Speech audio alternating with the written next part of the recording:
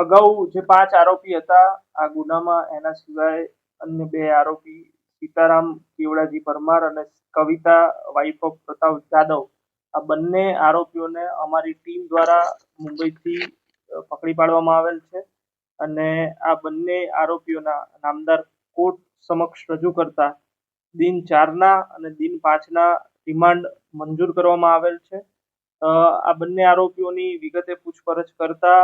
કવિતા નામની જે આરોપી છે એણે પોતે કબૂલેલ છે કે એણે 7 બાળકો સીતારામ પાસેથી અગાઉ મેળવેલ હતા અને એણે આગળ નૂરી નામની એક ઈસમ મારફતે નગાપ ઉર્ફે મુનરો, જે મૂળ કોલ્હાપુરનો છે, એને આપેલા છે અને આ સિવાય કવિતા વિરુદ્ધ આજ હ્યુમન ટ્રાફિકિંગનો આંધ્રપ્રદેશના વિજયવાડા પોલીસ સ્ટેશનમાં ગુનો અગાઉ રજીસ્ટર થયેલો છે। આના સિવાય જે દેવીલાલ છે એણે પણ 6 બાળકો રૂપા નામની એક ઈસમ છે જેને આપેલા છે, જે હાલ અત્યારે બરોડા ખાતે જ્યુડિશિયલ કસ્ટડીમાં છે। સદર બાબતે જે આરોપીઓ હાલ અમારી કસ્ટડીમાં છે એમની પૂછપરછ ચાલુ છે અને એમની પૂછપરછ કરીને આગળ જ્યાં જ્યાં બાળકો એમણે વેચેલા છે એ દિશામાં તપાસ અત્યારે ચાલુમાં છે। ભાગે આ જે કોટડા છાવણી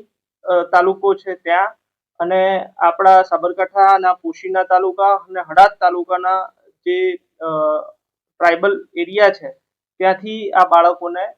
લેવામાં આવે। આ જ બાબતે હાલ તપાસ ચાલુમાં છે અને જે તમામ બાળકોની વિગતો આપવામાં આવી રહી છે એ તમામ બાબતે તપાસ હાલ ચાલુમાં છે અને આ કસ્ટડી દરમિયાન આ તમામ બાબતો ઉપર તપાસ કરવામાં આવશે। આ બાબતે હાલ અમે નામદાર કોર્ટમાંથી રિમાન્ડ જે આરોપી કવિતા અને સીતારામ છે એના મેળવેલ છે અને એ બાબતે ઊંડાણપૂર્વક તપાસ કરવામાં આવશે અને એ બાબતે આપને અવગત કરવામાં આવશે। એ જ બાબતે ક્રોસ વેરિફિકેશન તપાસમાં ચાલી રહ્યું છે કે જે અગાઉ જે બાળકો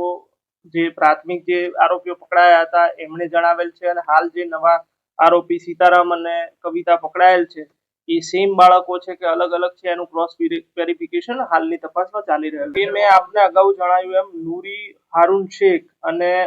નગાપ ઉર્ફે મુન્નો મેરઠ કોલ્હાપુર, આ 2 નામ વધુ સામે આવેલા છે આ તપાસમાં અને એ બંનેને પકડવા માટે ટીમો રવાના કરી દેવામાં આવેલ છે। એ બિપિન જે ઠાકોર છે એની પણ ધરપકડ કરવામાં આવેલ છે, એ પણ અમારી કસ્ટડી। હાલ જે કવિતા છે એને સાથે રાખીને જે બાળકો એના થકી આગળ વેચાવામાં આવેલા છે એની તપાસ કરવામાં આવી છે।